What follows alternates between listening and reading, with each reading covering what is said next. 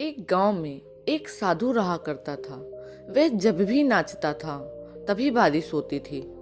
इसलिए गांव के लोगों को जब भी बारिश की जरूरत होती तब यह लोग उस साधु के पास जाते और उनसे अनुरोध करते कि वह नाचे। और जब वो साधु नाचने लगता तब बारिश जरूर होती थी। कुछ दिनों बाद 4 लड़के शहर से गांव में घूमने आए और जब उन्हें यह बात पता चली कि किसी साधु के नाचने से बारिश होती है तो उन्हें यकीन नहीं हुआ। शहरी पढ़ाई लिखाई के घमंड में उन्होंने गांव वालों को चुनौती दे दी कि अगर हम भी नाचेंगे तो बारिश होगी और अगर हमारे नाचने से बारिश नहीं हुई तो साधु के नाचने से भी बारिश नहीं होगी।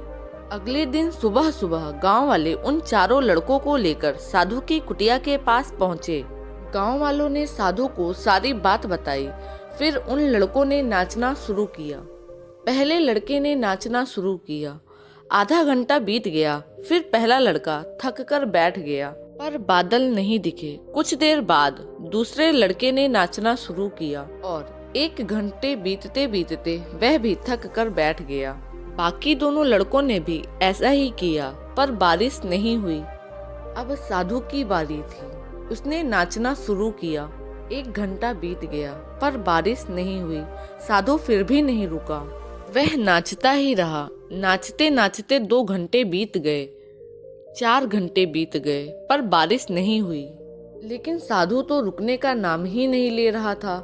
धीरे धीरे शाम ढलने लगी कि तभी बादलों की गड़गड़ाहट सुनाई दी और थोड़ी देर बाद जोरों की बारिश होने लगी।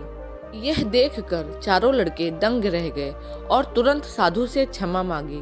फिर चारों लड़कों ने साधु से पूछा, बाबा भला ऐसा क्यों कि हमारे नाचने से बारिश नहीं हुई और आपके नाचने से बारिश हो गई? साधु ने उत्तर दिया, जब मैं नाचता हूँ तो 2 बातों का ध्यान रखता हूँ।